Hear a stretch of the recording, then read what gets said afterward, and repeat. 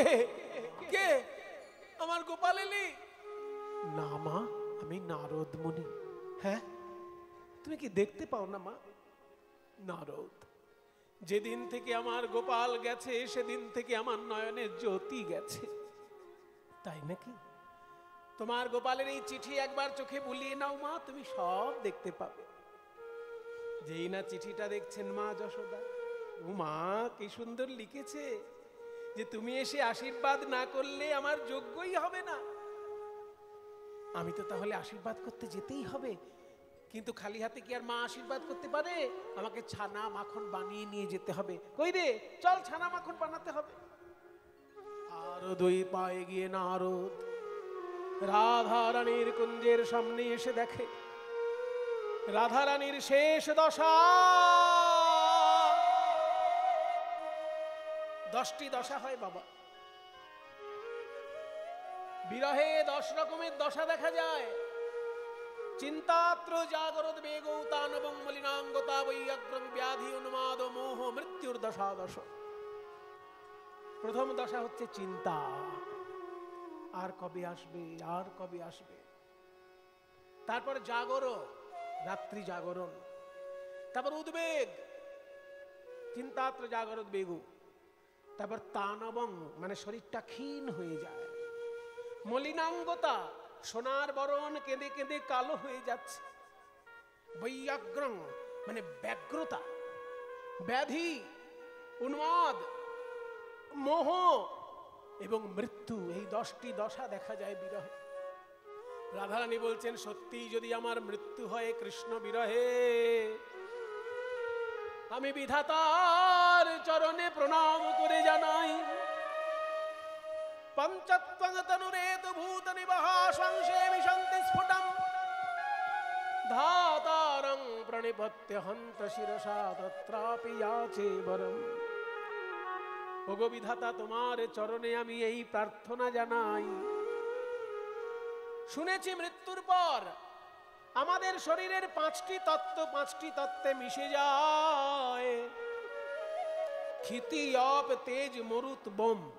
ক্ষিতি মানে মাটি, শরীরের মাটি অংশ মাটিতে যাবে, শরীরের জল অংশ জলে যাবে, শরীরের তেজ অংশ তেজে যাবে, শরীরের বায়ু অংশ বায়ুতে যাবে, শরীরের শূন্য অংশ মহাশূন্যে যাবে। এই পঞ্চতত্ত্ব দিয়ে যেন আমার দেহ গোবিন্দের সেবা করে। মৃত্যুর পর আমার মাটি অংশ মাটিতেই তো মিশবে, কোথায় যাবে না? যে মাটির উপর গোবিন্দ বিচরণ করে, আমার শরীরের মাটি অংশ যেন সেখানে যায়।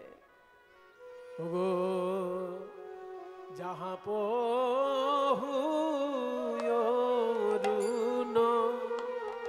চরণে চলি, ওগো যাহা পহু অরুণ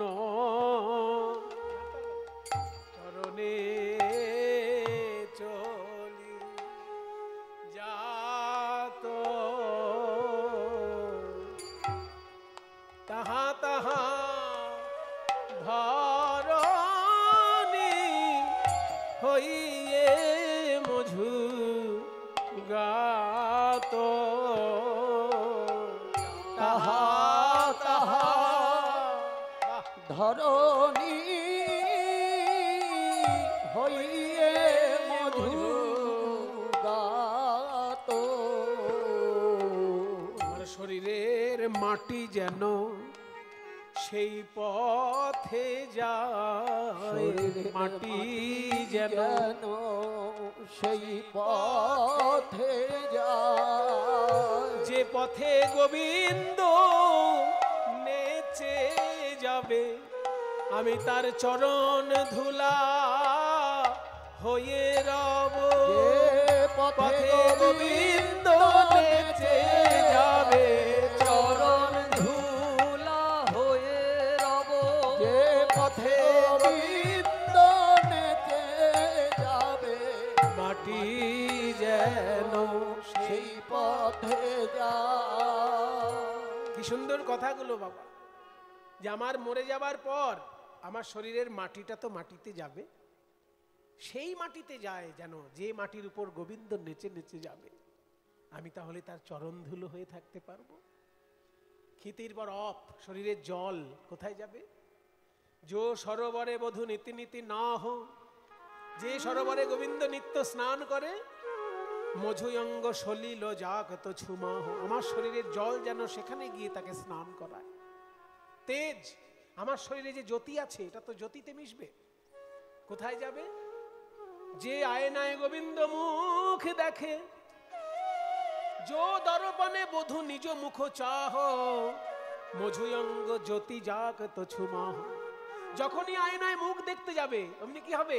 আমার শরীরের জ্যোতি তো ওই আয়নায় থাকবে, তখন আমার অঙ্গের ছটা লাগবে, আমার অঙ্গের ছটা লাগবে, তার বদন ঝলমল ঝলমল করবে, যখন দর্পণ টলমল টলমল করবে। হরি বল হরি বল, ঝলমল যখন দর্পণ টলমল টলমল করবে, ওই বদন ঝলমল ঝলমল করবে, আর রঙের ছটা লাগবে, মঝুয়াঙ্গ জ্যোতি যাক তো ঝুমা। গীতি অব তেজ, তারপর মরুত, শরীরের যে ভিতরে যে বাতাস বইছে এটা তো বাতাসে মিশবে। কৃষ্ণ সেবা করবে কি করে? না যে পাখা দিয়ে গোবিন্দ হাওয়া খায়, আমার শরীরের বাতাস যেন সেইখানে গিয়ে তাকে সেবা করে। জয়ী বিজনে বধূ বিজয়ী গাত, মঝুয়ঙ্গ মরুত হুক মৃদুবাত। তারপরে হচ্ছে আকাশ তত্ত্ব, মানে শরীরের ভিতরে যে ফাঁকা জায়গাগুলো এগুলো আকাশের অংশ, আকাশের অংশ তো আকাশে মিশবে, তাহলে কোথায় যাবে? না যে আকাশের নিচে গোবিন্দ বিচরণ করে সেই আকাশে যেন যায়।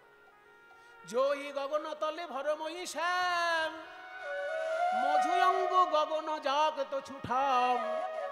যে গগন তলে গোবিন্দ বিচরণ করে, আমার শরীরের আকাশ অংশ যেন সেখানে গিয়ে সেবা করে।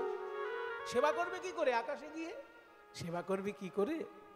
মেঘ হয়ে ছায়া ধরবে, মেঘ হয়ে ছায়া ধরবে, মেঘ হয়ে ছায়া ধরবে, ওই তাপিত অঙ্গ শীতল হবে, মেঘ হয়ে ছায়া ধরবে, তাপিত অঙ্গ শীতল হবে। বলি আমার অঙ্গের ছায়া লেগে, ওই তাপিত অঙ্গ শীতল হবে, আমার অঙ্গের ছায়া লেগে, ওই তাপিত অঙ্গ শীতল হবে, মেঘ হয়ে ছায়া ধরবে, মঝুয়াঙ্গ গগন যাক তো ঝুঠাম।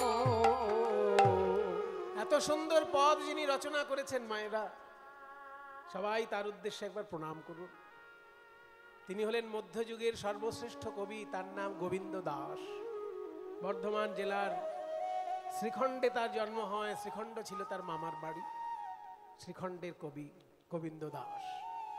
গোবিন্দ দাসে কহে কাঞ্চন গৌরী, গোবিন্দ দাসে কহে কাঞ্চন গৌরী, সোমর কত তনু তোহে কিয়ে ছড়ি, সোমর কত তনু তোহে ছড়ি।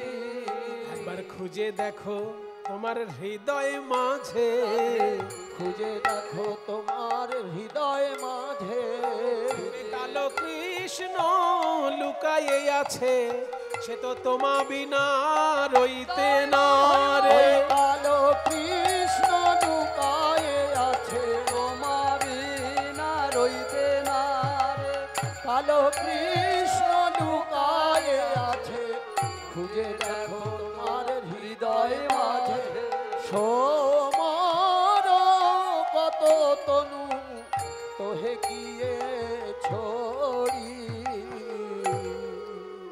রাধে রাধে, তুমি মৃত্যুর পর গোবিন্দ সেবার কথা কেন ভাবছো? এই নারদ মুনি আছে কি করতে? শোনো রাধে, প্রভাস তীর্থে শ্রীকৃষ্ণচন্দ্র বিরাট দান ব্রত যজ্ঞ করছেন, আর এই দেখো তোমার নামে চিঠি। তুমি গিয়ে তাকে শক্তি সঞ্চার করবে নয়নে নয়নে, তবে সে অত বড় যজ্ঞ করতে পারবে, তাই নাকি? তাহলে তো আমাকে এখনই সেজে গুজে যেতে হয়। কে আছিস? আমাকে ভালো করে সাজিয়ে দে রে, আমার গোবিন্দ দর্শনে যেতে হবে। সঙ্গিনী রঙ্গিনী রূপ তরঙ্গিনী বসিয়া মন্দির মদন মোহন মোহিতে যতনে রাইক করিলা। কৃষ্ণ দর্শনে যাবেন বলে রাধারানী সাজছেন। ও মায়েরা, আপনাদের তো আনন্দ হচ্ছে, যাক এতদিন পর রাধারানীর মুখে একটু হাসি ফুটেছে। 100 বছরের কান্নার পর হাসি। কিন্তু এই সাজগোজ দেখে একজনের গা জ্বলে যাচ্ছে, জানেন? তার নাম হচ্ছে কুটিলা। মরণ, আমার বৌদির আর মরণ হয় না, এত লোকের মরণ হয়। এই এত বছর পর কেলে ছোড়া নাকি আবার যজ্ঞ করছে, আর ওই যজ্ঞে নাকি উনি রূপের ডালি নিয়ে গিয়ে সেজে গুজে দাঁড়াবেন। দেখাচ্ছি মজা। দাদাকে আগে খবরটা জানাই। ও দাদা! আরে কি হল?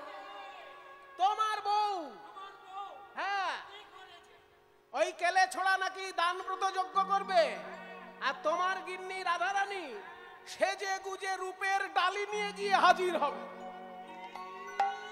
এই যে এত বড় সাহস, একটা হেস্ত নেস্ত করে দাও। বলো।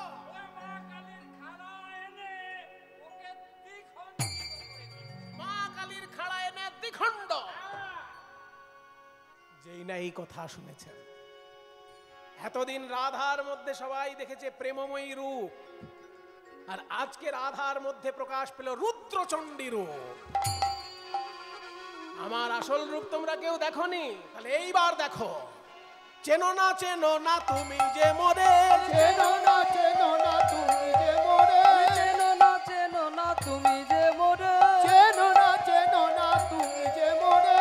গেছিলাম আমি তোমার ঘরে, গেছিলাম আমি তোমার ঘরে, এত বলি হইল অপরূপ, এত বলি হইল অপরূপ। রাধিকা ধরিল কালিকা রূপ, রাধিকা ধরিল কালিকা রূপ, রাধিকা ধরিল কালিকা রূপ। ওই কালী হয়ে দাঁড়ালো, কালী হয়ে দাঁড়ালো আমাদের রায় বিনোদিনী, কালী হয়ে দাঁড়ালো আমাদের রায় বিনোদিনী, কালী হয়ে দাঁড়ালো। ওই দেখিয়া আয়ান পদতলে, দেখিয়া আয়ান পদতলে, লুটাই জয় কালী বলে, লুটাই জয় কালী বলে। ক্ষমা করো হে, ক্ষমা করো হে, চিনতে নারলাম, ক্ষমা করো হে, চিনিতে নারলাম, ক্ষমা করো হে, চিনতে নারলাম আমার ঘরণী রূপে ও জননী, চিনতে নারলাম ঘরণী রূপে ও জননী, চিনিতে নারলাম ঘরণী রূপে ও জননী, চিনিতে নারলাম, ক্ষমা করো হে। লুটাই জয় কালী বলে। রাধা রানীর মধ্যে কালী রূপ প্রকাশ পেল। আছাড় খেয়ে পড়ল আয়ান রাই পদতলে। জগৎ জননীর রূপ দর্শন করলো রাধা রানীর ভিতরে। করজোড়ে স্তব পাঠ করছে। সবাই একটু হাত জোড় করুন। এই সুযোগে আমরাও একটু জগৎ জননী মাকে ডেকে নিই। ওম কালিকাयै নমো নমঃ। রাত্রি ব্যজ্ঞাদতে প্রপদ্যে ত্বং স্বাহা ত্বং স্বধা ত্বং হিব ষডকার স্বরাত্মিকা সুধা ত্বমক্ষরে নিত্যে ত্রিধা মাত্রাত্মিকা স্থিতা अर्धमात्रा स्थिता नित्या ज्ञानोच्चार्या विशेषतः त्वमेव सा त्वं सावित्री त्वं देवी जननी परा त्वयैव धार्यते सर्वं त्वयैतत्सृज्यते जगत् त्वयैतत्पाल्यते देवी तमत्सन्ते च सर्वदा विशिष्टौ सृष्टिरूपा त्वं स्थितिरूपा च पालने तथा संहृति रूपान्ते जगतोस्य जगन्मये महाविद्या महामाया महामेधा महास्मृतिः महामोहा च भवति महादेवी महाशूली प्रकृतिस्त्वं हि सर्वस्य गुणत्रय विभाविनी कालरात्रिर्महारात्रिर्मोहरात्रिश्च त्वं श्री त्वमेश्वरी त्वं ह्रीस्त्वं बुद्धिर्बोधलक्षणा लज्जा पुष्टिस्तथा तुष्टिस्त्वं शान्तिः शान्तिरेव च खड्गिनी शूलिनी घोरा गदिनी चक्रिणी तथा शंखिनी चापिनी बाण भूषुण्डी परिघायुधा सौम्या सौम्यतरा शेष सौम्य विहस्पति सुंदरी परापरागाम परमा त्वमेव परमेश्वरी परानं परमा तमेव परमेश्वरी परानं परमा तमेव परमेश्वरी परानं परमा तमेव परमेश्वरी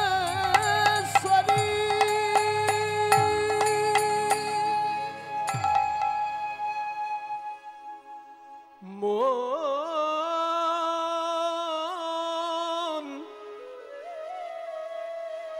মন আমার ওরে মন মিছে ভ্রম ভূমণ্ডলে ভুলো না দক্ষিণা কালী বদ্ধ হয়ে মায়া জালে ভেবে দেখ মনকে ও কারো মিছে ভ্রম ভূমণ্ডলে ভুলো না দক্ষিণা কালী বদ্ধ হয়ে মায়া জালে ভেবে দেখ মনকে কারো যার জন্যে মর ভেবে সে কি তোমার সঙ্গে যাবে যার জন্যে ভেবে সে কি তোমার সঙ্গে যাবে সেই প্রেয়সী দেবে ছড়া অমঙ্গল হবে বলে সেই প্রেয়সী দেবে ছড়া অমঙ্গল হবে বলে ভেবে দেখ মনকে মিছে ভ্রমণ্ডলে ভুলো না দক্ষিণা কালী বদ্ধ হয়ে মায়া জালে ভেবে দেখ মনকে কারো অনেকে ভাবে আমিই সর্বময় কর্তা, আমার জন্যই সব কিছু হচ্ছে। তোমার মতো কত দাদা এলো আর গেল, দিন দুই তিনের জন্য ভবে কর্তা বলে সবাই মানে, সেই কর্তারে দেবে ফেলে কালা কালের কর্তা এলে, সেই কর্তারে দেবে ফেলে কালের কর্তা এলে ভেবে দেখ মনকে ও কারো মিছে ভ্রমণ্ডলে ভুলো না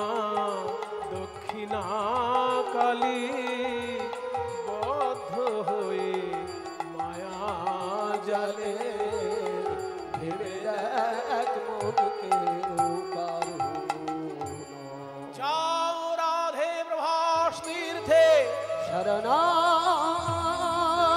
দীনার্ত পরিত্রাণ পরায়ণে সর্বসারতি হরে দেবী নারায়ণী নমস্তুতে। তুমি হলে মহাশক্তি, তোমায় বাধা দেয় সাধ্যকার। যাও রাধে প্রভাস তীর্থে, আমার তো যাওয়া হলো না। আমার হয়ে দুটি কথা ওই কৃষ্ণ চরণে তুমি না হয় নিবেদন করে দিও। কইরে ললিতা, চল সবাই মিলে প্রভাস তীর্থে যাই। এমন একটা মালা গাঁথবো, তাতে ফুল থাকবে কিন্তু সুতো থাকবে না, যাতে গোবিন্দ বুঝতে পারে আমি মালাটা গেঁথেছি। নিমন্ত্রণ পত্র পাইয়া ব্রজবাসীগণ, নিমন্ত্রণ পত্র পাইয়া ব্রজবাসীগণ, প্রভাস যজ্ঞের পথে করয়ে গমন। প্রভাস যজ্ঞের পথে করয়ে গমন। শকট, আস্তে, শকট মানে কি?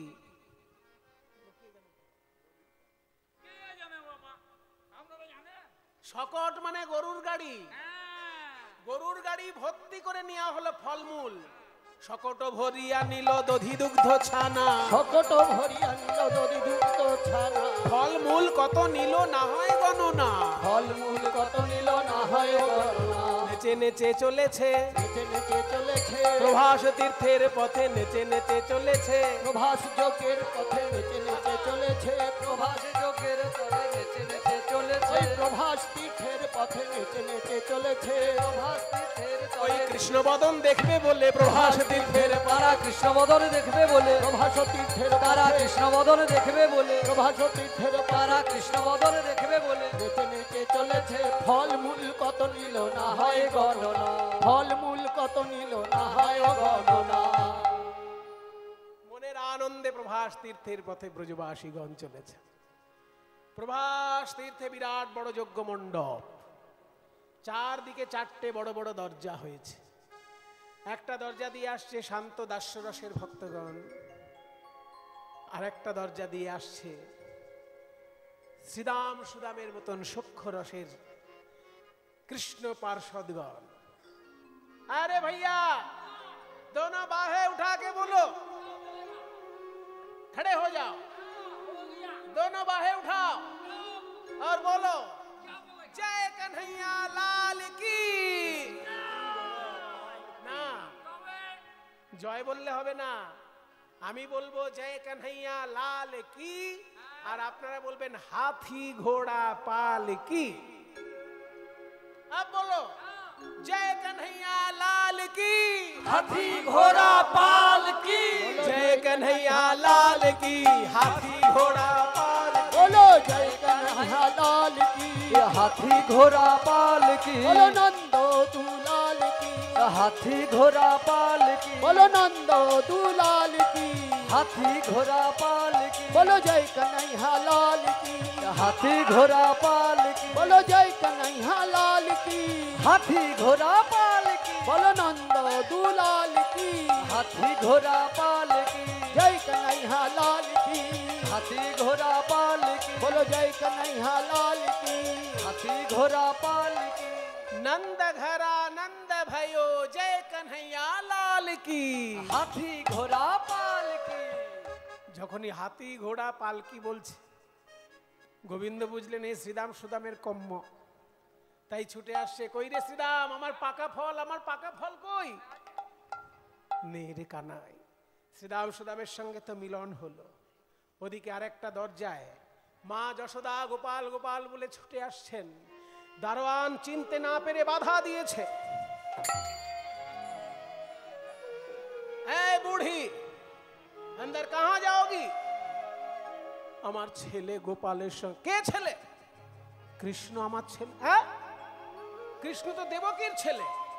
তুমি আবার কোথা থেকে এসে বলছো আমার ছেলে? আমরা জানি কৃষ্ণের মায়ের নাম দেবকী, বাবার নাম বসুদেব। তোমরা জানো না কৃষ্ণ আমার ছেলে, আমার নাম যশোদা। গোপাল বলিয়া কাঁদয়ে মা, হয় রামের বদন চায়। গোপাল রে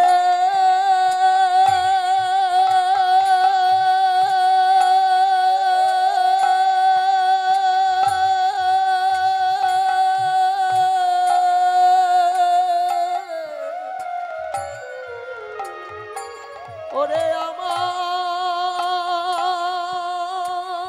নীলমণি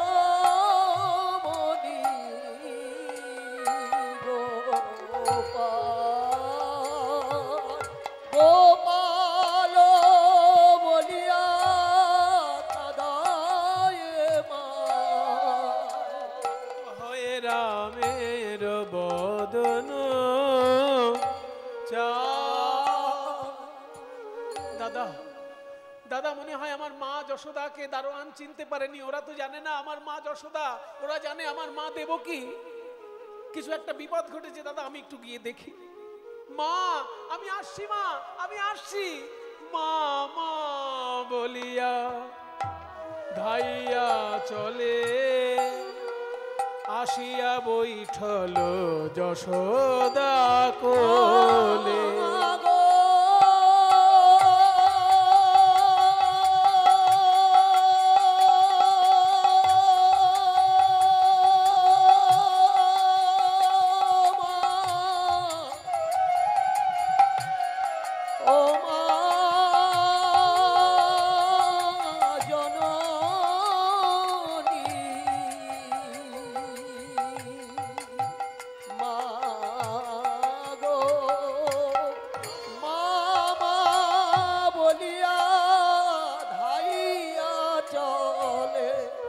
আসিয়া বৈঠল যশোদা কোলে। আয় বাবা আয়, এই তোর দারোয়ান তো আমায় চেনে না, ওরা আমায় ভেবেছে আমি ভিখারি। তুই তো আমাকে নেমন্তন্ন করেছিস, আমি আশীর্বাদ না করলে তোর যোগ্য হবে না বলেছিস।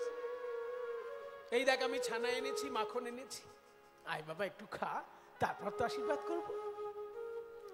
যেই না গোপালের মুখে দিতে গেছে ছানা মাখন, অমনি দেবকী এসে বাধা দিল।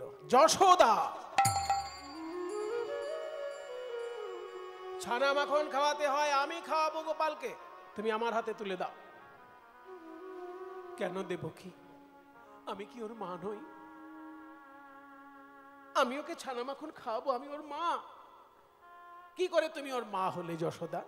কেন আমি যে ওকে কোলে পিঠে করে বড় করেছি। আহা, কোলে পিঠে করে বড় করলেই কি মা হওয়া যায়? পেটে ধরতে হয়, পেটে ধরতে হয়। শোনো, কোকিলের বাচ্চা কাকের বাসায় বড় হয়, তা বলে কি কাক কখনো কোকিলের মা হয়? গোপাল, গোপাল তুই আমার ছেলে নয়, আমি যে তোকে আমার বুকের দুধ খাইয়ে বড় করেছি বাবা। গোবিন্দ দেখলেন একজন আমায় জন্মদায়িনী আর একজন আমার পালনকারিণী, দুজনেই তো আমার মা, আমি কাকে অসম্মান করব? গোপাল রইলেন নীরব। মায়ের সমস্যা মেটানোর জন্য জগৎ জননী দুর্গা এসে অবতীর্ণ হলেন। দুজন মার একজন সন্তান, ওই জন্য ছেলেকে নিয়ে মায়েদের মধ্যে টানা পড়েন। কে আসল মা এখনই প্রমাণ করে দেব। কে আসল মা আর কে নকল মা কি করে বোঝা যাবে গো? ছেলের উপর টান কতটা সেটা দেখলেই বোঝা যায়। একবার ওই সম্রাট আকবরের রাজসভায় এরকম কাণ্ড ঘটেছিল। সেখানে একবার একটা ছেলেকে নিয়ে দুজন মা বলছে যে আমারই ছেলে। একজন মা বলছে আমার ছেলে, আর একজন মা বলছে আরেক আমার ছেলে। তো সেই সময় রাজা দেখলেন মহা সর্বনাশ, ছেলেকে নিয়ে দুজন মা কাড়াকাড়ি করছে, কি করে এখানে সমাধান করা যাবে, কে আসল মা আর কে নকল মা? তখন রাজা সিদ্ধান্ত করে দিলেন, এক কাজ করো, যখন সমাধান করাই যাচ্ছে না, দুজন মাই ছেলের নারী নক্ষত্র সব বলছে, তাহলে এক কাজ করো, একটা ছেলে তো ওকে দু টুকরো করে দুই মাকে দিয়ে দাও। যখনই এই কথা বলেছে তখন একজন বলছে হ্যাঁ তাই করুন মহারাজ, আর একজন মা বলছে যে না না মহারাজ, ও আমার ছেলে নয়, ওকে দুটুকরো করার দরকার নেই, আমাকে জেলখানায় পাঠান, ওনাকে দিয়ে দিন ওই ছেলে। তখন রাজা সিদ্ধান্ত নিলেন যে তুমিই হলে ওর মা। কারণ মা যে হবে সে কখনোই চাইবে না যে ছেলেকে দুটুকরো করে দুজনকে ভাগ করে দেওয়া হোক। তাই আজকে যশোদাও মা, দেবকীও মা, দুজনের মধ্যে দ্বন্দ্ব বেঁধেছে। কে আসল মা প্রমাণ করার জন্য মা দুর্গা নেমে এসেছে। বলে এক কাজ করো, 100টা কাপড় টাঙাও, 100টা কাপড় টাঙিয়ে একদিকে গোপালকে দিয়ে দাও, আর কাপড়ের বিপরীত দিকে দুজন মাকে দাও। যে মায়ের দুগ্ধ ধারা 100টা কাপড় ভেদ করে গোপালের মুখে পড়বে সেই হবে গোপালের মা। শতেক বসন টানা হইবে, শতেক বসন টানা হইবে, শতেক বসন টানা হইবে, শতেক বসন টানা হইবে। কার তনয় গোপাল জানা সে যাবে, কার তনয় গোপাল জানা সে যাবে। 100টা কাপড় টাঙিয়ে ওপারে গোপাল, এই পারে দুজন মা। দেবকী বলছে আমার ছেলে আমার দুধ খাবে না, মানে গরবে দেবকী সস্তন ধরে, গরবে দেবকী সস্তন ধরে। আর প্রথম বসন ভেদ না করে, প্রথম বসন ভেদ না করে। যশোদা কেঁদে বললেন ছোটবেলা থেকে যে আমার বুকের দুধ খেয়ে বড় হলো সে আমার ছেলে নয়, আজকে আমি প্রমাণ দেব আমি ওর মা কিনা। গোপাল বলিয়া কাঁদয়ে মাই, গোপাল বলিয়া কাঁদয়ে মাই, আর দুগ্ধ পড়ে গোপালের বদনে যায়। গোপাল বলিয়া কাঁদয়ে মাই, দুগ্ধ পরে গোপালের বদনে যায়। মা যশোদার স্নেহের এমন তীব্রতা, 100টা কাপড় ভেদ করে দুগ্ধ যখনই গোপালের শ্রী বদনে পড়ল, পদকর্তা চণ্ডীদাস কি বলছেন? বাসুলিয়া দেশে চণ্ডীদাস বলে, বাসুলিয়া দেশে চণ্ডীদাস বলে, শুদ্ধমতি হলে গোবিন্দ মেলে, শুদ্ধমতি হলে গোবিন্দ মেলে। অহংকারে মেলে না, অহংকারে মেলে না, দর্পহারি মধুসূদন, অহংকারে মেলে না, দর্পহারি মধুসূদন, অহংকারে মেলে না। দর্পহারি মধুসূদন কারো দর্প সইতে না রে, দর্পহারি মধুসূদন, কারো দর্প সইতে না রে, দর্পহারি মধুসূদন, কারো দর্প সইতে না রে। অহংকারে মেলে না, শুদ্ধ শুদ্ধমতি হলে গোবিন্দ মেলে। প্রমাণ হয়ে গেল দেবকী মা হলেও তার স্নেহ কম, আর যশোদা জন্মদায়িনী না হলেও তার স্নেহ বেশি।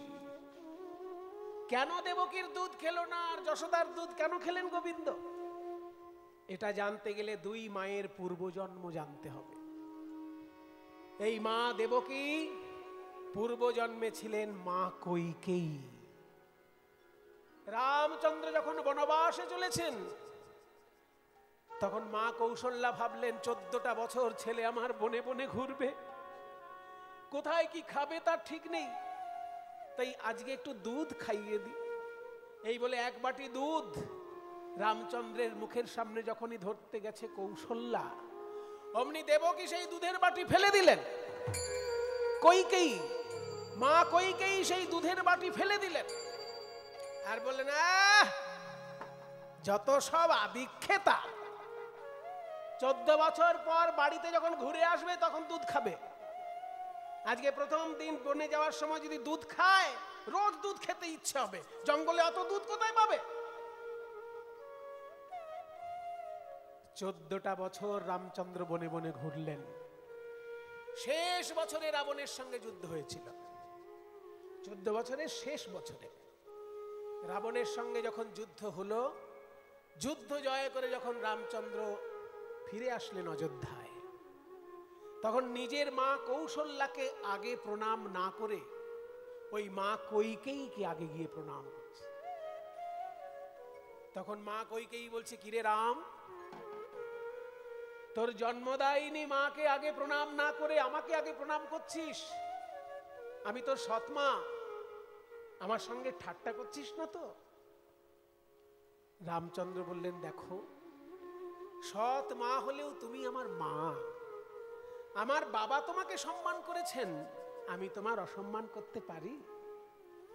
তোমাকে আমি আগে প্রণাম করলাম কেন জানো মা? আমার জন্মদায়িনী মায়ের থেকেও তোমাকে আমি বেশি সম্মান দিচ্ছি এই কারণে যে আমার জন্মদায়িনী মা বড় স্নেহময়ী, তাই আমাকে ঘরে রেখেই বড় করতে চেয়েছিলেন। কিন্তু তুমি আমার প্রতি কৃপাময়ী, তাই আমাকে 14 বছরের জন্য বনে পাঠালে, যাতে নানা রকমের অভিজ্ঞতা আমি সঞ্চয় করতে পারি। বাড়িতে থাকলে এই অভিজ্ঞতা আমি কোনোদিন সঞ্চয় করতে পারতাম না। জঙ্গলে গিয়ে ওই জঙ্গলের হনুমান পর্যন্ত আমার সেবক হয়েছে। কি সুগ্রীবের মতো হনুমান আমার বন্ধু হয়েছে, রাক্ষস বিভীষণ আমার বন্ধু হয়েছে, এমনকি গুহক চণ্ডালও আমার বন্ধু হয়েছে। আমি এত বন্ধু ঘরে বসে কি পেতাম? 14 বছর বনে বনে ঘুরেছি বলে আমার এত বন্ধু লাভ হয়েছে, জীবনের কত রকমের অভিজ্ঞতা লাভ হয়েছে, সবকিছু তোমার জন্য। ঘরে বসে থাকলে আমি এগুলো পেতাম না মা, তাই তোমাকে প্রণাম জানাই। আর জন্মদায়িনী মা কৌশল্যা, উনি তো আমার কাছে চিরকালের পূজনীয়া, উনি তো পূজা পাবেনই। তখন কইকেয়ী বুকে জড়িয়ে ধরলেন রামকে। ওরে রাম, আমি তোকে কত হিংসে করেছি, আর তুই আমাকে বিনিময়ে এত শ্রদ্ধা করছিস। আমি তোর কাছে লজ্জিত। তোর কাছে আমি একটা বর চাই রাম, যদি আবার জন্ম হয় আমার, যেন তোর মা হয়ে জন্মাতে পারি, তখন আমি তোকে ভালো করে স্নেহ করতে পারবো। এই জন্মে আমি শুধু তোকে হিংসা করলাম, আর একবার যদি তোকে ছেলে রূপে পাই, তখন যেন তোকে বুকে ধরতে পারি। তখন রামচন্দ্র বললেন, তাই হবে মা। আগামী দাপর যুগে আমি হব কৃষ্ণচন্দ্র, আর তুমি হবে আমার মা দেবকী। তোমার গর্ভে আমি জন্মগ্রহণ করব, কথা দিলাম। কিন্তু এটাও শুনে রাখো, আমি কিন্তু কোনোদিন তোমার দুগ্ধ পান করব না। কারণ আমি যখন বনে গমন করেছিলাম, তখন তুমি আমার মুখ থেকে দুধের বাটি ফেলে দিয়েছিলে। কাজেই তোমার কাছে দুগ্ধ আমি আর কোনোদিন পান করব না। এই কর্মফল তোমাকে পরজন্মে পেতে হবে। তাই দেবকীর কাছে দুগ্ধ পান করলেন না কৃষ্ণ, আর যশোদার কাছে দুগ্ধ পান করলেন কেন? এই যশোদা দেবী পূর্ব জন্মে ছিলেন ধরা দেবী। তার স্বামীর নাম ছিল দ্রোণ। দ্রোণ বাইরে গিয়েছেন কাজে, আর ধরা দেবী রয়েছেন ঘরে। এমন সময় অতিথি রূপে স্বয়ং নারদ আর নারায়ণ এসেছিলেন। এসে বলেছিলেন, আমাদের খেতে দাও মা। ধরা দেবী বললেন, ঘরে তো কিছু নেই, একটু বসো বাবা, যদি কিছু ব্যবস্থা করতে পারি। অতিথি রূপে কৃষ্ণ আর নারদকে বসিয়ে রেখে নারদ গেলেন মুদিখানা দোকানে।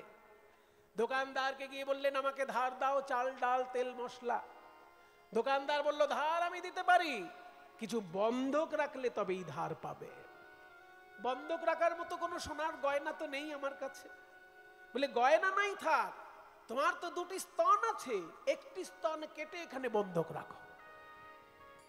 দোকানদারের এই নির্মম কথা শুনে মা জননী ধরা দেবী একটি স্তন কর্তন করে সেই দোকানে বন্ধক রাখলেন।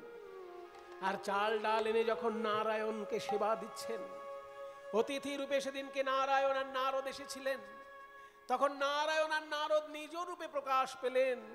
বলছেন, মা গো, তুমি অতিথি রূপে আমাদেরকে সেবা দেবার জন্য নিজ অঙ্গ স্তন কর্তন করে যেহেতু আমাদেরকে তুমি সেবা দিয়েছ, আগামী জন্মে আমি হব কৃষ্ণ আর তুমি হবে যশোদা, তোমার ওই স্তনের আমি দুগ্ধ সেদিনকে পান করব।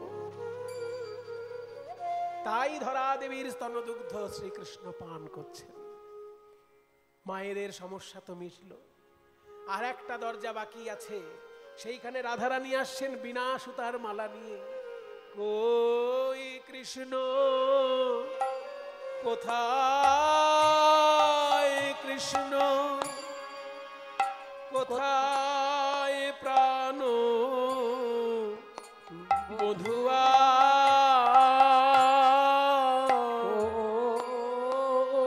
কৃষ্ণ কোথায়, কৃষ্ণ কোথায়, প্রাণ বধূ। ঘরের বাহির বাহির কইলে আমায় বাসি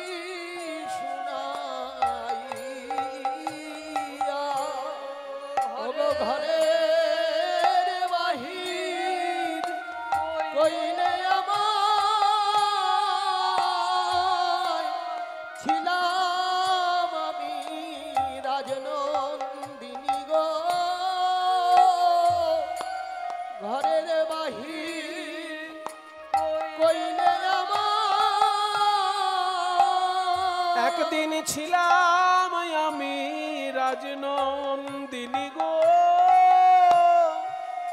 আজ হলাম পথের ভিখারিণী। একদিন ছিলাম আমি রাজনন্দিনী হলাম আমি পথের ভিখারি ছিলাম আমি রাজনন্দিনী গো ঘরের বাহির বাহির কইলে আমার বাসি শোনা কই কৃষ্ণ কোথায় কৃষ্ণ কোথায় প্রাণ বধুয়া। দারোয়ানের কাছে যেই এসে দাঁড়িয়েছেন বিনা সুতার মালা নিয়ে, দারোয়ান বললেন, এই লড়কিয়াं तुम लोग कहां से आ रही हो? আমরা বৃন্দাবন থেকে আসছি। কেন আসছো? রাজার সঙ্গে দেখা করতে চাই। এই, বৃন্দাবনের গোয়ালিনী রাজার সঙ্গে দেখা করা তো সহজ। যখনই এই কথা বলেছে উনি ললিতা বলছে, এই দারোয়ান মুখ সামলে কথা বল, চোখে চোখ রেখে কথা বলিস না, চোখ শেষ হয়ে যাবে। পায়ের দিকে তাকিয়ে কথা বল, পায়ের দিকে তাকিয়ে কথা বল। কেন জানিস? তোদের রাজা পর্যন্ত এই চরণে হাত দিয়ে কথা বলে। হ্যাঁ, আমাদের রাজা এই মেয়েটার পায়ে হাত দিয়ে কথা বলে? হ্যাঁ বলে। কেন বলে? কেন বলে? সে কথা বলতে লজ্জা হয়, কথা বলতে লজ্জা হয়, বলতে লজ্জা হয়, কথা বলতে লজ্জা হয়, বড় লাজের কথা বলতে লজ্জা হয়, বড় লাজের কথা বলতে লজ্জা হয়, বড় লাজের কথা বলতে লজ্জা হয়। তোমাদের রাজা একদিন ধরেছিল এই মেয়েটার পায়ে, তোমাদের রাজা ধরেছিল এই মেয়েটার পায়ে, তোমাদের রাজা ধরেছিল ছিল এই মেয়েটার পায়ে। সে কথা কথা বলতে লজ্জা হয়, কথা বলতে লজ্জা হয়। কেন কেন আমাদের রাজা এই মেয়েটার পায়ে হাত দেবে কেন? কেন পায়ে হাত দেবে জানিস না? কাদের পায়ে হাত দিতে হয়? গুরুজনদের। এই মেয়ে তোমাদের রাজার গুরু। এই মেয়ে তোমাদের রাজার গুরু। হ্যাঁ, যদিও তোমাদের রাজা বাঞ্ছা কল্পতরু, মেয়ে তোমাদের রাজার গুরু। ওই রাজা বাঞ্ছা কল্পতরু মেয়ে তোমাদের রাজার গুরু। কি বলছো কিছুই বুঝতে পারছি না। বলে তোদের অত বোঝার দরকার নেই, দারোয়ানের চাকরি করছিস, চাকরি কর। রাজা গজাদের ব্যাপার বুঝতে যাস না।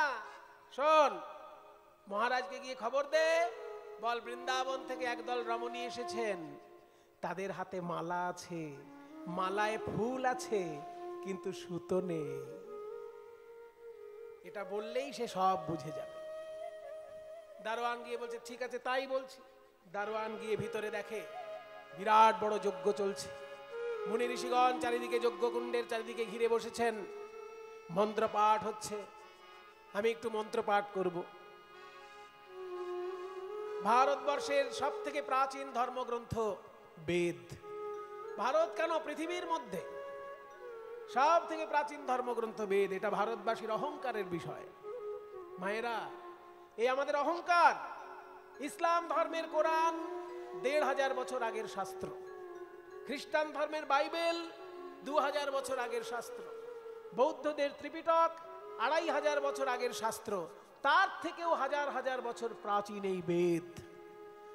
ঋগ্বেদ থেকে মন্ত্র বলবো, সামবেদ থেকে মন্ত্র বলবো, যজুর্বেদ থেকে মন্ত্র বলবো এবং অথর্ববেদ থেকে, 4টে বেদ থেকে 4টে মন্ত্র বলবো।